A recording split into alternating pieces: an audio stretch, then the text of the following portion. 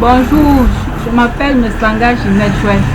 Je vais vous présenter mon tutoriel qui porte sur la synthèse de la norme IEE 830. Nous allons procéder de la façon suivante. Je commence par vous présenter ce que c'est que la norme IEE 830. La norme IEE 830 est une référence dans le domaine du génie logiciel pour la rédaction des spécifications des besoins logiciels que nous allons abréger SBL, souvent appelé cahier de charge.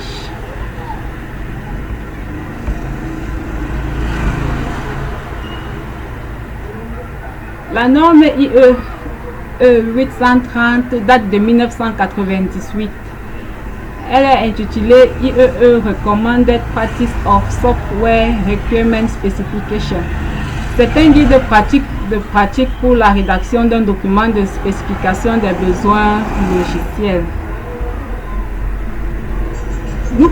Son objectif principal est que son objectif principal est de définir ce que le système doit faire. Nous pouvons recenser 8 objectifs d'une bonne rédaction des spécifications des besoins logiciels selon la norme IEE 830. Nous avons d'abord une SBL bien rédigée selon cette norme correcte. Chaque besoin doit décrire une fonctionnalité requise, pas complexe. Chaque exigence n'a qu'une seule interprétation possible. Elle doit être complète, c'est-à-dire que tous les besoins fonctionnels, non fonctionnels et les cas doivent être couverts. Elle doit être vérifiable. Il doit être possible de tester chaque exigence pour s'assurer qu'elle est respectée. Elle doit être consistante. Les exigences ne se contredisent pas entre elles. Comme sixième objectif, nous pouvons dire qu'une SBL doit être hiérarchisée, c'est-à-dire que les besoins doivent être placés par ordre de pertinence. Elle est modifiable et enfin elle est traçable, ce qui signifie qu'on peut remonter de l'origine d'un besoin dans le code des tests. Les SBL obéissent à une structure recommandée.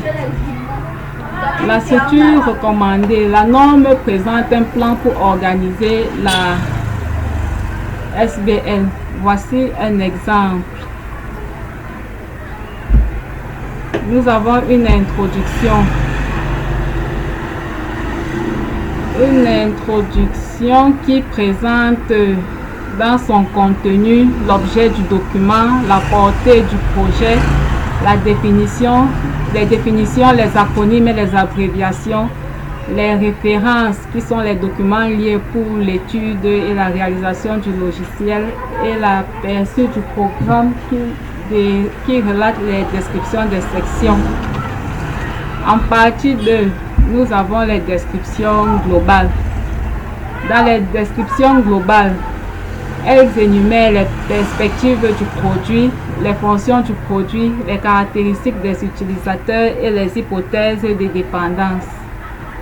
Dans la grande partie 3 des structures recommandées pour une bonne SBL, nous avons les exigences spécifiques. Il s'agit ici du cœur du document. Il suggère 2 modes d'organisation selon la nature du projet. Nous avons les exigences fonctionnelles qui décrivent ce que le logiciel doit faire et les exigences non fonctionnelles qui sont les contraintes qui décrivent comment le logiciel doit le faire ou sous quelles contraintes il opère. Elles concernent plus particulièrement la performance qui est le temps de réponse, le débit des utilisations, la fiabilité, la sécurité, la maintenabilité et elle doit être pertinente.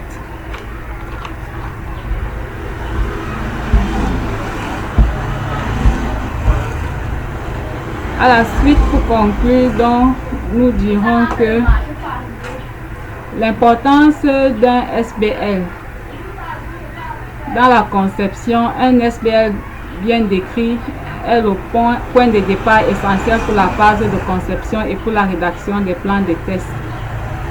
En conclusion, nous disons que la norme IEE 830 est le fondement classique pour la rédaction des cahiers des charges fonctionnels, établissant des bonnes pratiques pour définir de manière claire, complète et structurée les attentes vis-à-vis d'un logiciel. Nous vous avons donc présenté en quelques minutes le résumé de la norme IEE 830 qui est une norme de référence pour la réalisation des cahiers de charges. Merci. Le temps ne peut pas passer.